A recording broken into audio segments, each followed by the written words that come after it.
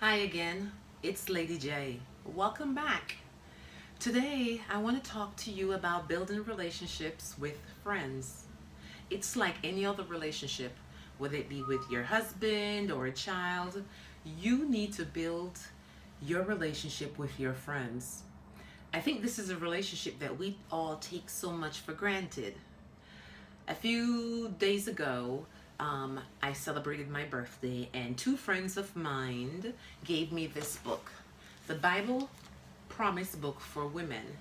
And in it, it talked about friendship, and it states society uses the term friendship loosely. Social networking websites like Facebook and Instagram connect us with scores of friends, yet many of them are only acquaintances and not true friends. It also has a quote from Emily Dickinson, and it states, "My friends are my estate." What does that mean? It means that when you have true friends, there's a bond there that should not be broken. These friends should be someone who's reliable, someone who you could trust, someone who's dependable. How many of us can say we really have five good friends that we could trust, that's reliable and that's dependable? I know that we all have hundreds of Facebook friends, and that's all good. But you don't need 20, you don't need 50 true friends. You're lucky if you need five really, or ever meet or have five really true good friends. I'm talking about a friend that if you get a flat tire, you could call this friend and say, "I'm stuck here on this street. Please come and get me now." And you are guaranteed that that friend will be there.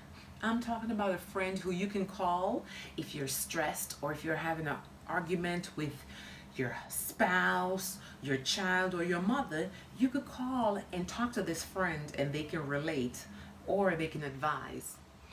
So often we make rash decisions that given if we had one or two good friends who we could call and talk to and share or run ideas by, that maybe you would have thought this through differently and came up with a different resolution. You know, it's so important to have that one good true friend who you can rely on, who you can depend on, who you can trust. And trust is a very important word because there is only few people that I truly believe I trust. Because trust is not something that comes along lightly. It has to be earned, you know.